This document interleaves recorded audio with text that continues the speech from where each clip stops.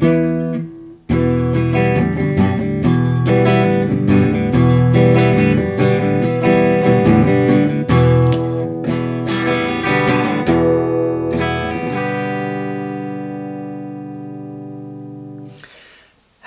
to buy your first and second guitar.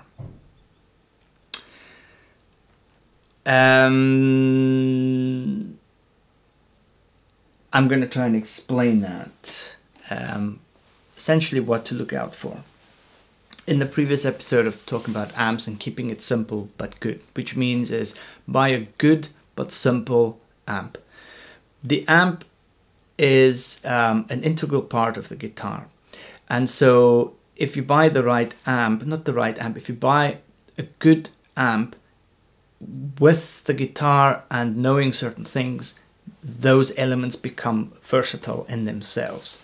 So what I mean by that is you don't need an amp specifically designed for metal to play metal or for blues to play blues. What is more important is that you've got a good amp which has good EQ section, has some good drive on it, and you need a guitar where everything works. Okay, so what we're looking at today in episode 4 is how to buy your guitar and what to look out for. So I actually have two guitars that I really like. They're both Les Paul shaped guitars.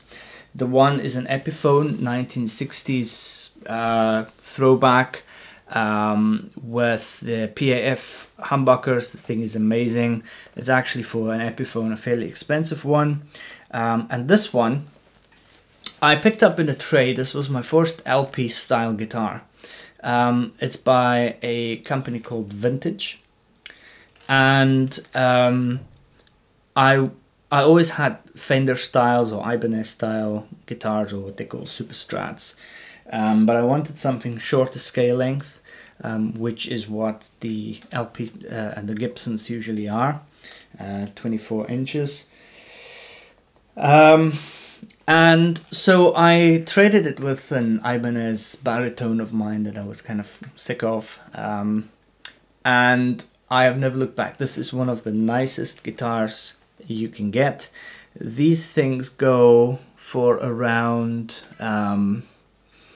between 200 and 300 pounds new. Now, I'm not promoting this one, but I'm going to use this one as an example of what to look out for to get a guitar which is really going to last and sound great, and you can pretty much buy it off the shelf and play it. And therein lies the key.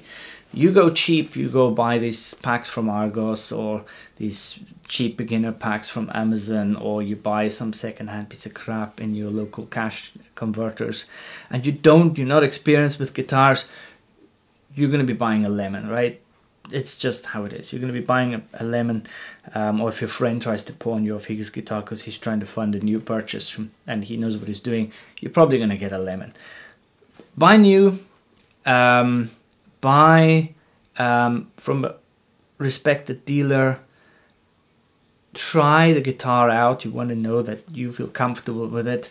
But with this guitar, I'm going to go over a couple of things that you should look out for. Number one, the frets need to be clear. There will be dents in it if it's been played too long, so that the frets will actually have like little grooves from just the strings rubbing on it. You don't want to start with that, because that means the frets are already worn, and refretting a guitar is expensive, and you probably end up never doing it. So what you can end up is playing with a guitar that has fret buzz all the time. The other thing is to look out for is if the action is actually decent. It's not so high and you got like problems trying to fret the stuff.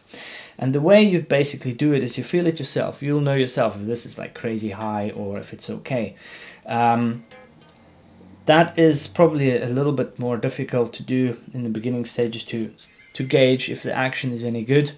The other thing you can do is literally look down the bottom of the guitar, and you'll see the neck will have like, well, should have like a slight bend upwards.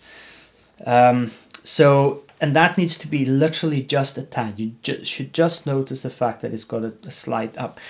That usually indicates that your truss rod and everything else is fairly okay and that it is set up okay. Then obviously you're going to be looking for, do the wee knobs, do they turn nice and smooth? Are they scratchy?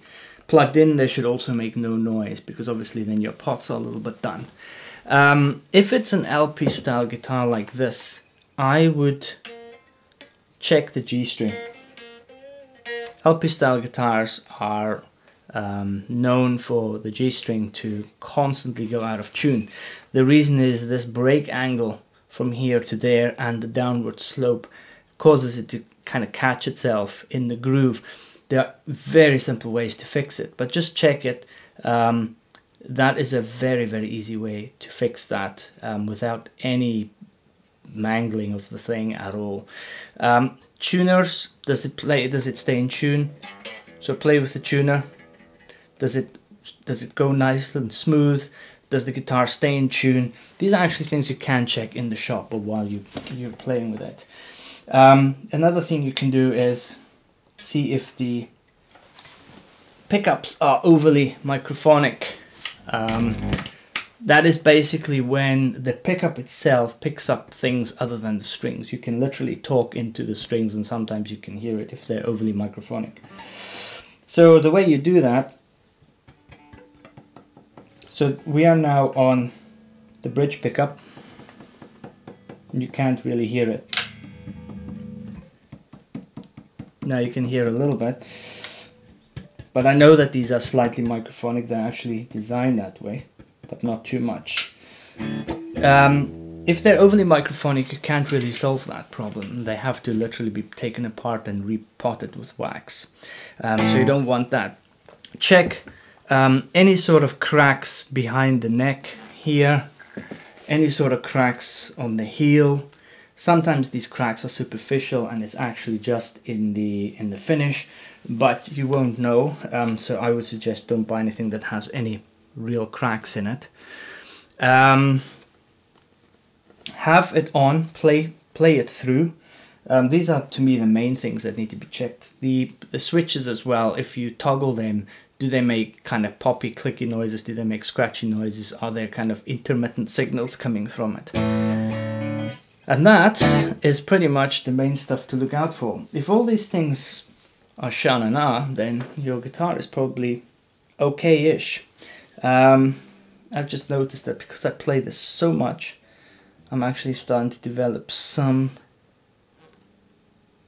fret wear, which is annoying me because I love this guitar.